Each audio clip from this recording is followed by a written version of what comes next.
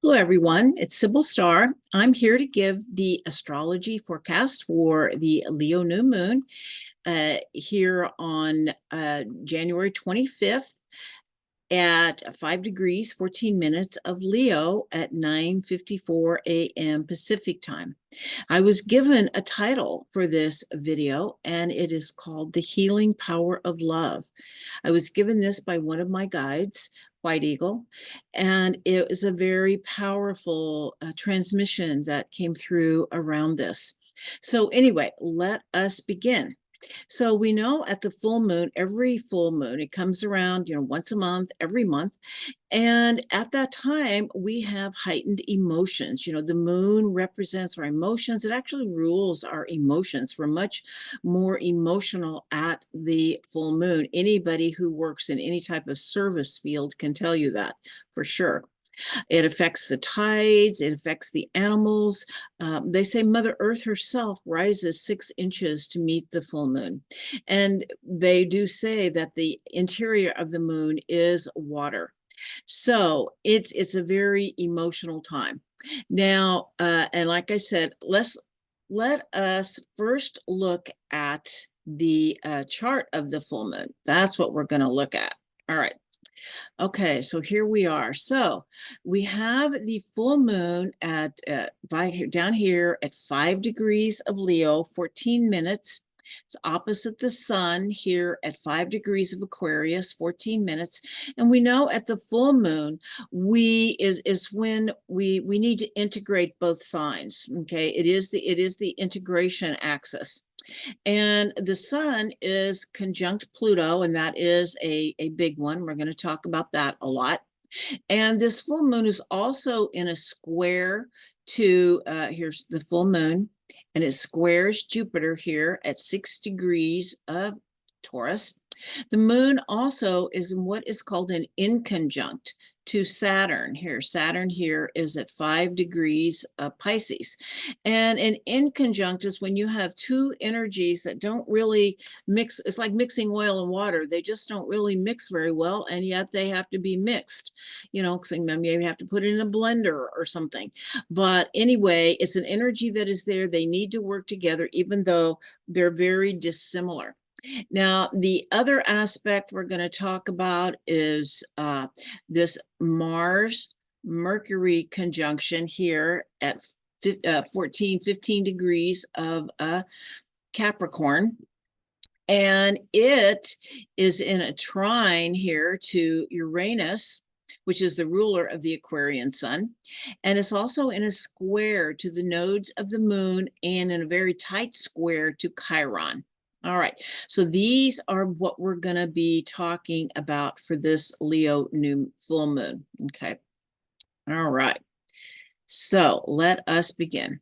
So anyway, the sign Leo is ruled by the sun, and Leo is really all about that divine light that lives within each of us, the divine spark. And Leo says, let your light shine, let yourself be seen, open your heart. It's where it's the light in our heart that wants to be seen and shared. A Leo moon energy is very loving, it's warm-hearted, generous, joyful, and creative. The Leo full moon really activates the inner child within all of us, the inner child who needs to be seen and recognized for who we are. And at this time, the Leo new moon says play and creativity are soul food. Remember the sacredness of play, especially in difficult times. The vibration of joy and laughter raises the vibration. So even when things are difficult, it's important to find something to laugh at and something to make you laugh and to bring a piece of joy into your life, whether it's your pets, your children, your art, something that lights that fire within. And physically, Leo rules the heart. And so it is a very heart-centered sign. Leo is also the archetype of the king and the queen, or the leader. So it's also about being aligned with your inner truth. Leo, in medical astrology, Leo also rules the backbone, rules the heart and the backbone. And we certainly need leadership with some backbone. So anyway, the shadow of Leo is attention seeking, needing to be the center of attention. And so it's really important to be aware of when that inner child steps out and needs some attention, and how can someone get the attention that they need without stepping into the shadow aspect.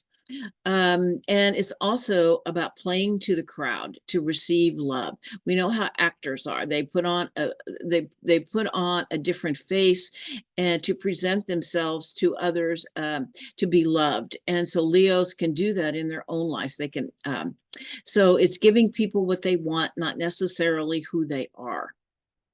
All right, so the Leo-Aquarius axis, as we talked about, the sun is in Aquarius. And so at the full moon, it's actually the integration of both signs are necessary. And to me, the Leo-Aquarius axis really speaks to the term Namaste, because Leo is very much about the divine light that lives in each of us. And Aquarius is about how we carry that light out into the world and recognize the light of others. So it is the divine light in me recognizes and honors the divine light in you. And Aquarius is also about honoring our own uniqueness and to not lose ourselves in the crowd. The age of Aquarius is coming. Well, actually, we have 1 foot in it. And this is about the remembering of this light within and this ascension process. They say that, or this is a teaching that I recently heard that just really resonated with me a lot. And it said that we're in an 11,000 year cycle of forgetting and a 2,000 cycle year of remembering who we are and awakening into this higher consciousness. And because this is the time we travel through the photon belt in this 2,000 year cycle. And that happens in the age of Aquarius and the age of Leo. Okay. And I just also read that they say that the Kali Yuga cycle just ended in January, just about a week ago. And that cycle says that as we leave the Kali Yuga, which is the Iron Age, we then head into the Bronze Age, and I don't remember that name, and that we will gradually return to the Golden Age. But my understanding is going through this photon belt is that there is a sudden awakening in humanity. And that is when we make the shift, that we don't, it's not a slow process. And this is where I believe we are. And, our Star Nation relatives came in the last age of Leo, 11,000 years ago. They came to Egypt after the great cataclysms. It is said that Egypt did not gradually evolve, but appeared suddenly. They can't find like the archaeology to show the gradual creation of Egypt. It just showed up. And so this, some believe that it was higher dimensional beings, higher dimensional humans from Atlantis with assistance from their Star Nation relatives who came after the great cataclysms that happened. And there is there is evidence of these great cataclysms. The Great Flood was real, and that much of Mother Earth was destroyed at that time. All right. And it's also the same with Sumeria and other evolved societies at that time. I believe that we do not need to have these cataclysms, that we can awaken, that we will awaken, but they are certainly a possibility if we don't awaken. Okay. All right. So we're moving. So at this Leo full moon, where the sun is conjunct Pluto in Aquarius. And Pluto in Aquarius, to me, is very much about a paradigm shift, that we are living now at the intersection of 2 dimensions, a 3D and a 5D reality intersection that is happening in our world and in us. And as we move more and more into a 5th dimensional reality, it is based on love and a remembrance of our true selves and a much higher frequency. We are birthing the new earth from our hearts, and Pluto is a soul healer. So let's put it this way. If we're birthing a new world from our hearts need healing to be able to hold that frequency of love and give birth to this new reality. And Pluto to me is a soul healer. And Pluto says we've got to feel it to heal it. And to remember that love heals everything. I think I've shared, I had that experience one day in the woods where the mother came to me and I was saying to her, what can we do to heal our world? There's so much suffering. And she just came right back and said, open your heart to love. Love heals everything. And to share this message. And I feel like that is where we are. We also, the other piece is that we have to let love in. We have to surrender to love, and which means to let go of those old hurt feelings and let love heal you. Those old hurt feelings that we carry around that keep our hearts closed. We have to let them go. Letting love into your heart first heals you and then flows into others. And also, Aquarius is so much about deep authenticity of self. Or Pluto in Aquarius conjunct the sun, the deep authenticity of self. Aquarius is about the freedom to be yourself, to be your own unique self. And that is a form of self-love as well. That helps us open our hearts when we can walk in the world as we truly are, not putting on an act and pretending to be someone that we are not to receive love. They say Aquarius, one of the teachings asks us, how much you've sacrificed at the altar of approval of others. Well, I believe with Pluto transiting through Aquarius, that's going to fall away. And this is really about expressing the deepest aspects of yourself. It's about self-empowerment, but Pluto always shows us a wound too. It shows us where we are making disempowering choices so we can see them clearly and make different choices. Pluto says evolve or die. Let go of that old stagnant energy, that which has no more life force, but where we might be afraid to let go. It's like the snake shedding its skin. At some point, the snake has got to let that dead skin go. And so it's best to be proactive and start letting that skin fall off of you, or it will kill your spirit. Pluto, Pluto in Aquarius, if we're not being our true authentic selves, and what really has life force and passion for us, it can really impact us very negatively. The sun conjunct Pluto, it can be very proud and intense, but with Pluto, Pluto can be very humbling. Sometimes it's difficult to own our stuff. And we may feel some very strong emotions with Pluto conjunct the sun. We might feel some grief, sadness, whatever emotional pain is blocking us from self-love and self-empowerment. And as we do, Pluto heals through self-forgiveness. For after it shows our weaknesses or wounds, when we can forgive ourselves and others is when true love happens. Okay.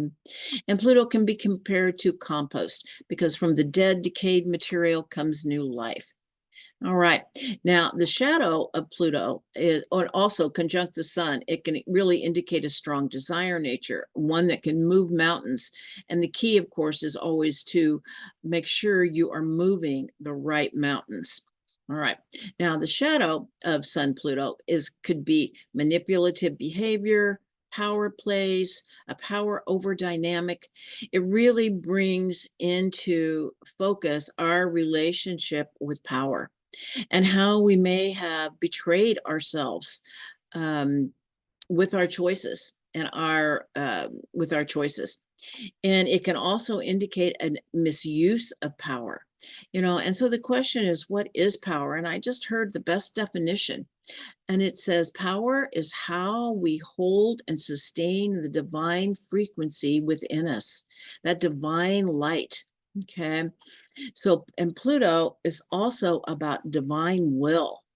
So how we use that divine frequency is how much we are aligned with divine will, because we can align with our ego will, and it can be very strong, and that is more the shadow side. But the goal is, Pluto is what they say the upper aspect of Mars, and Mars is about our human will. Pluto is about aligning with divine will. Okay.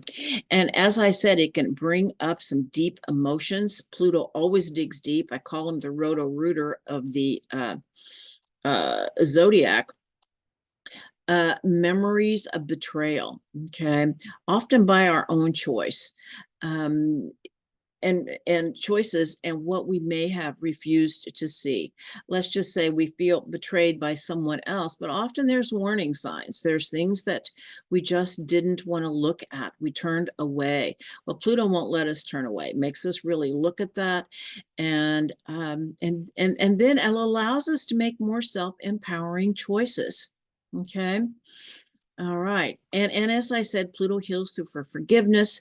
And, we can forgive and also choose not to interact with low frequency vibrations. It really hurts us when we're holding on to the old stuff.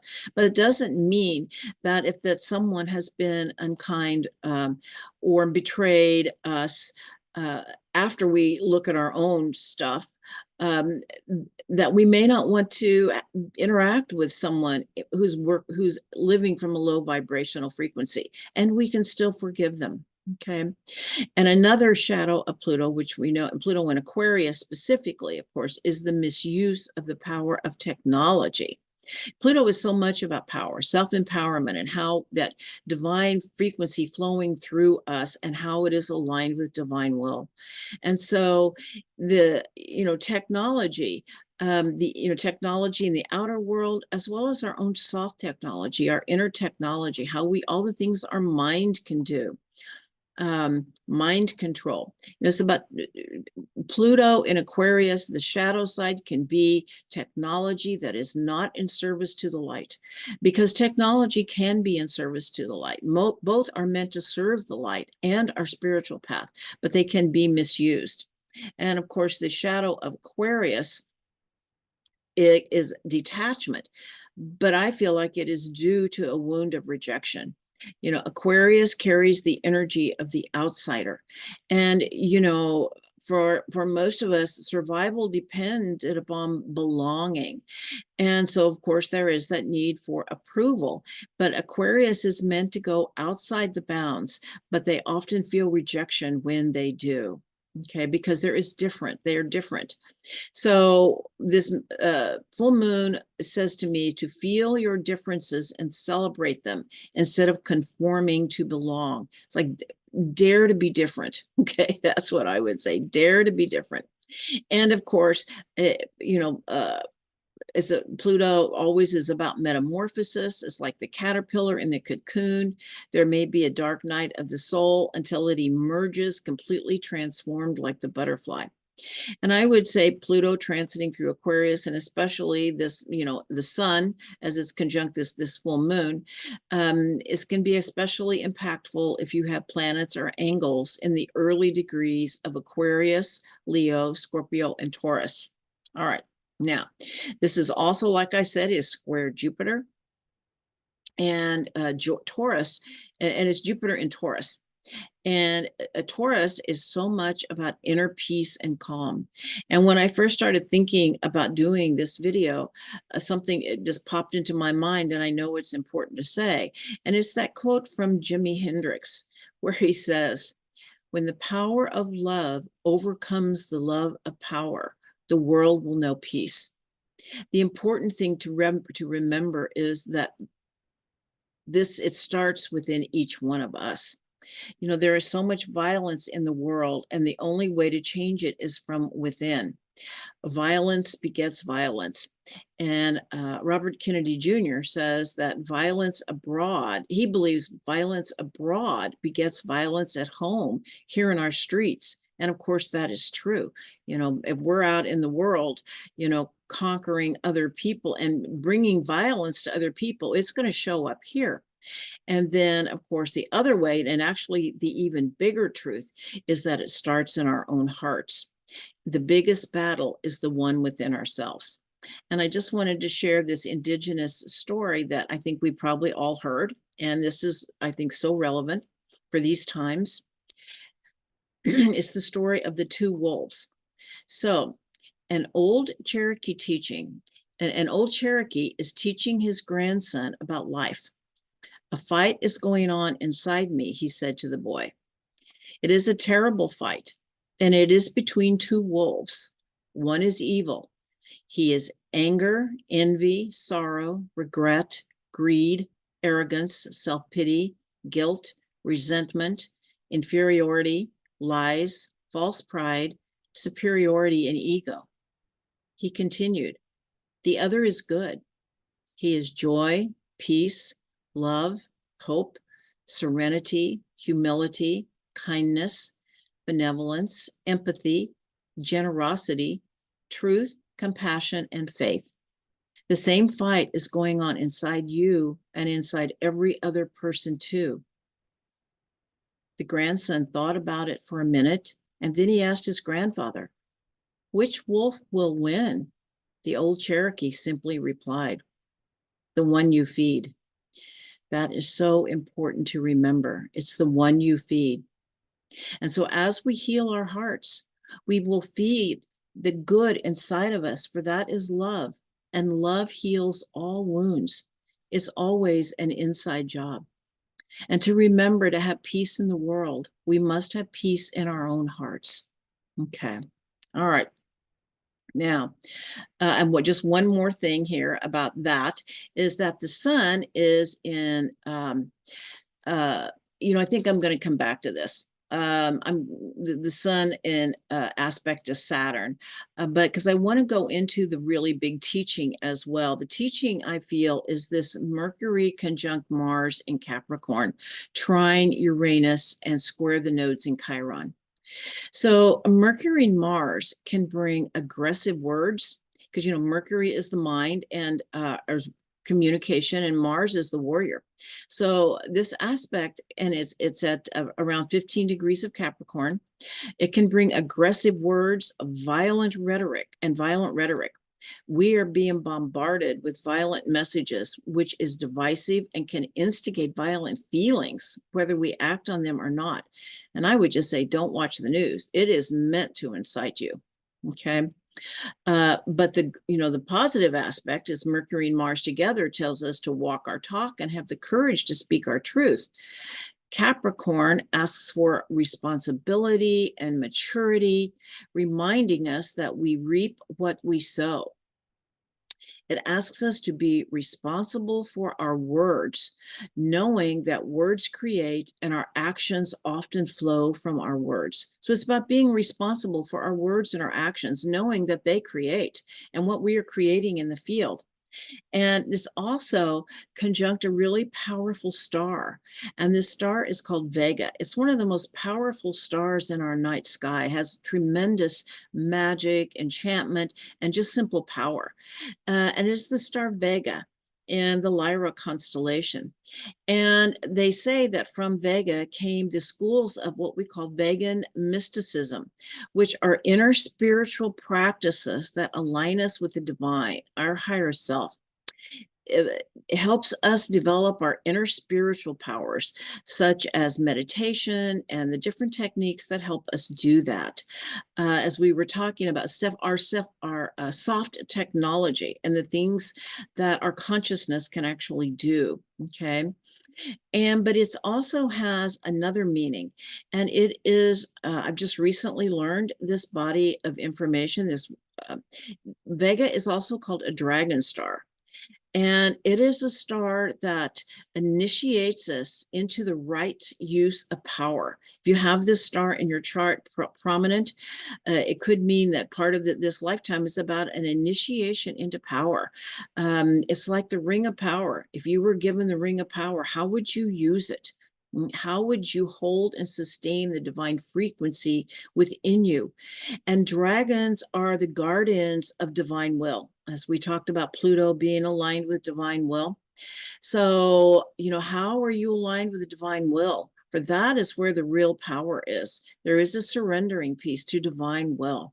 Okay.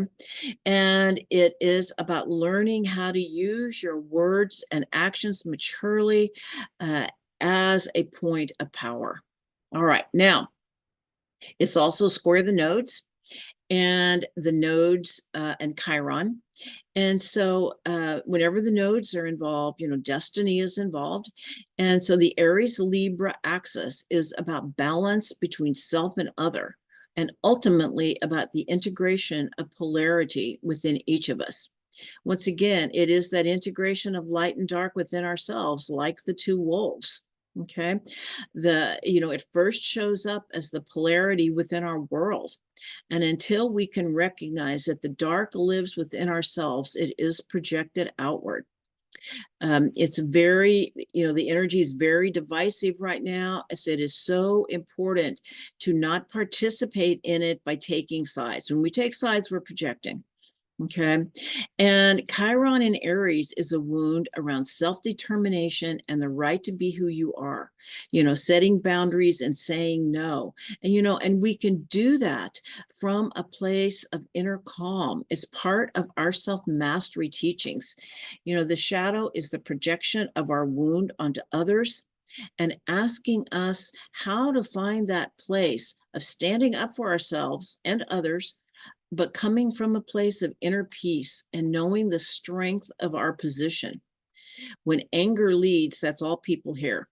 So it is asking us to confront our dragons around anger and how we communicate with anger and how we can use our anger in a misuse of power. Okay, we've got that ring of power is showing up again. Okay. And so what are you putting into the field through your communication and your actions? And I want to share just something that I saw on social media that was so disturbing to me. And this is not a political statement. This is a recognizing of how some energy is being used.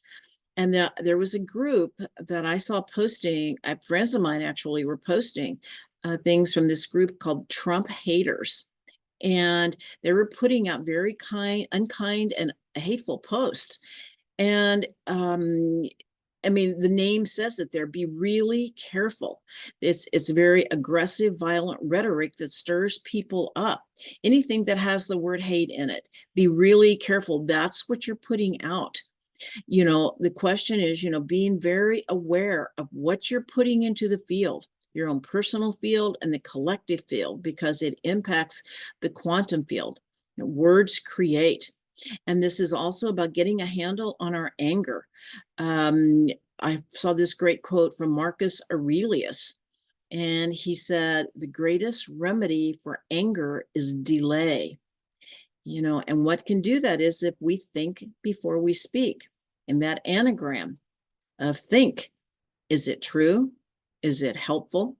Is it inspirational? Is it necessary? And is it kind? And so if we think before we put something out, what are we wanting to create in the world? If we do, we can really, I believe, help still the chaos that is. I mean, the chaos is going to be happening, but we don't have to be in a place of anger and violence and violent rhetoric. We are on the verge of World War III in many ways. Do we really want to add to that energy and stir the pot? Be really careful what we're putting in the field. We need to be the peace in the world that we want to see. And in this case, it starts with our words, thoughts, and actions, or our thoughts, words, and actions. Okay. All right. That it's all up to us. Okay.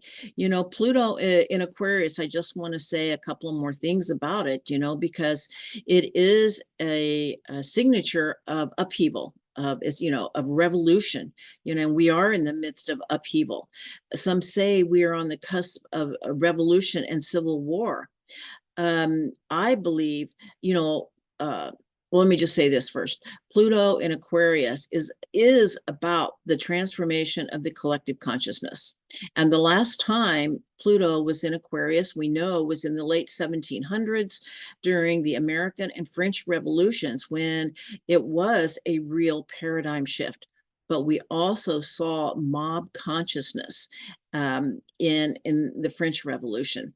And that is definitely a shadow side of Pluto in Aquarius. And I feel like we can absolutely make it a revolution in consciousness. It is all up to us and the choices that we make during this time. And the other thing I did want to be sure and speak to was, our star nation relatives, and that we have entered the cosmic highway. The star nation relatives and higher dimensional beings are contacting us in many different ways. All right. Now let's talk just a little bit. Let's go back to Saturn. All right, because this is a much prettier thing, a much more fun thing. All right, Saturn isn't usually fun, but Saturn in Pisces is what's called inconjunct the Leo moon, and it's conjunct two really beautiful stars, Deneb and Fomalhaut. So as I said, Saturn is at 5 degrees of Pisces. The Leo moon is at 5 degrees of Leo. And in inconjunct, there's two very different energies that must work together. And it is mildly challenging. And also, some say this can be indicative of health issues. Anyway, so I would absolutely be very careful of your health around this full moon, especially around infection. Saturn in Pisces can indicate a blockage in our lymph system. So it's super important to drink lots of water. But the Saturn in Pisces asks for spiritual discipline, and the moon in Leo wants to have fun and play. So I'm feeling like maybe what this is saying is to make play a part of your spiritual practice. Make it a joyful experience, whether, to be outdoors, playing in nature, doing art, whatever it is. Okay. And also, magic is a big part of this aspect as Saturn conjuncts these two very magical stars.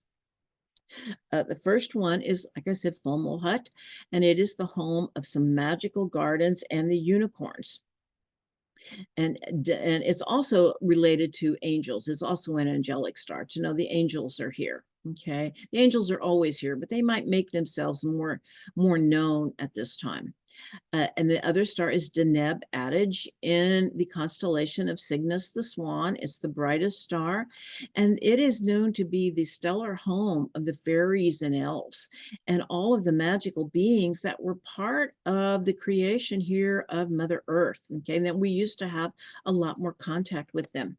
And of course, Leo rules the inner child. Leo is the inner child, not rules it. Leo is the inner child. And so you will make your inner child happy by playing, having some fun, and playing with magical beings. Okay. All right. So then I just wanted to bring up a few things that are happening the rest until I stopped doing my Moonday morning astrology. So I did want to just speak to a couple of astrological events that are happening between now and the next new moon, which is on February 9th. And of course, that's also when we start the year of the dragon. It's going to be a huge event too. Fun. Okay. All right. So a few of the events in the next 2 weeks. Uranus goes direct on January 27th, really saying, let the change begin. So all planets will be direct until Mercury goes retrograde on April 1st. And then Pluto will go retrograde on May 2nd. It's the first outer planet to go retrograde. So we've got a couple of months here of all planets direct.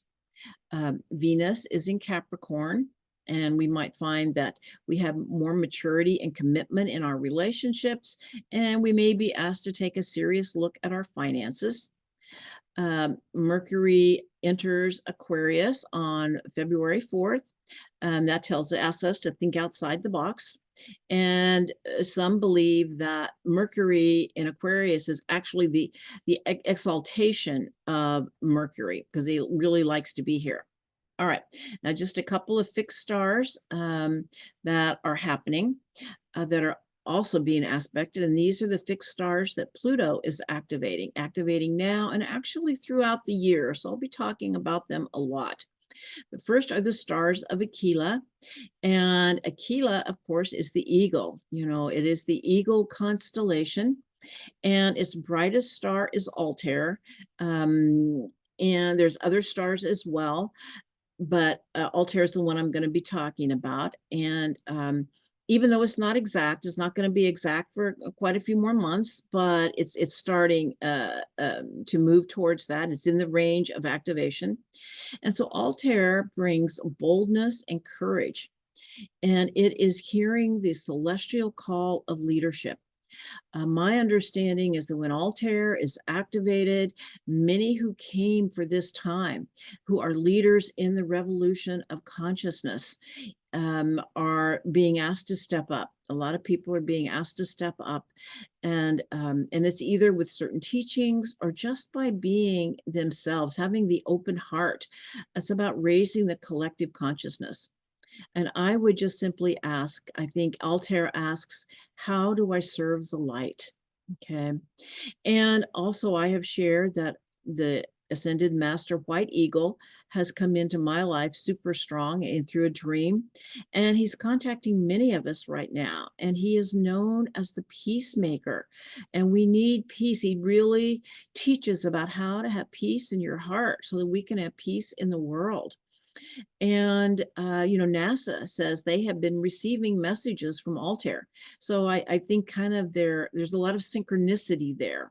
All right. Now, another star that is activated right now is called Alpha Sagittae. This is what's called a dolphin star. This is the dolphin healers. This comes from a body of work that I've just recently become familiar with, and really am enjoying it. And they have some stories, and this is one of them, is that there are dolphin healers uh, in the celestial realms who help those who have died in trauma cross the astral field to the light in between lives. Okay. And we know now there are so many that are dying suddenly by violence, war, and natural disasters. And, Pluto in Aquarius can also indicate, that there's a death and rebirth of the people. It's not only the power of the people, but, Pluto is the power, but is the death and rebirth. So I think there's the potential for a lot of people to be crossing over, but these dolphin healers are there to help them. And to know that there's another star called Albiro, who is another star of Cygnus the Swan, which is also connected to the fairies and elves who helped create our natural world. And so I just want to close with